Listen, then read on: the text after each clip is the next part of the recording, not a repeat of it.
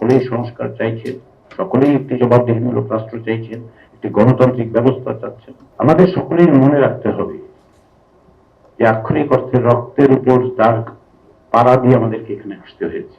বহু প্রাণের বিনিময়ে আমরা এখানে এসেছি, একদিনের সংগ্রামে আসেনি। 16 বছর ধরে অব্যাহত সংগ্রাম, 53 বছর ধরে বিভিন্ন ভাবে আমরা গণতন্ত্র প্রতিষ্ঠার যে সংগ্রাম, একটি জবাবদিহিমূলক রাষ্ট্র প্রতিষ্ঠার যে সংগ্রাম, তারই একটা পর্যায়ে আমরা এখানে সকলে বসতে পেরেছি। ফলে রাষ্ট্রের স্বার্থ, জাতির স্বার্থকে ঊর্ধ্বে রেখে সকলে মিলে আমরা যেন অগ্রসর হতে পারি সেটা আপনারা বিবেচনা করবেন।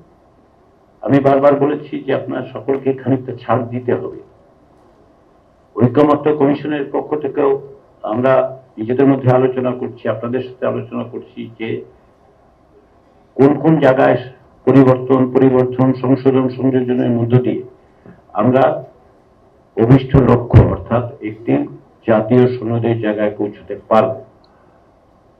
আমার আস্থা এবং বিশ্বাস আছে যে আমরা পারব, কারণ আমরা সকলে মিলে যদি এত বড় সংগ্রামে অংশগ্রহণ করতে পারি, আমরা সকলে মিলে যদি প্রাণ বাজি রেখে লড়াই করতে পারি, তাহলে আমরা পারবো না এটা হতে পারে না।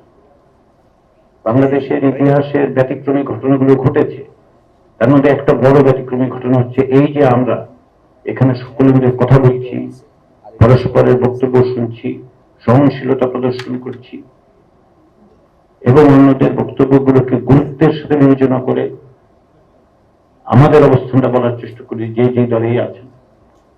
এগুলো অভূতপূর্ব, এগুলো আমরা সকলে মিলে অর্জন করেছি। সেই অর্জনকে ধরে রাখতে হবে, সেই অর্জনকে একটা সাফল্যের দিকে নিয়ে যেতে হবে। সেই চেষ্টাটায় আপনারা সকলেই আন্তরিক, সকলেই সংস্কার চাইছেন, সকলেই একটি জবাবদিহিমূলক রাষ্ট্র চাইছেন, একটি গণতান্ত্রিক ব্যবস্থা চাচ্ছেন।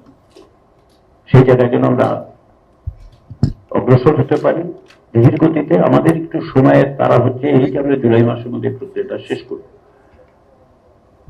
তারপরেও আমরা যাতে দীর্ঘতিতে অগ্রসর হতে পারি সেদিকে আশা করি আপনারা নজর দেবেন।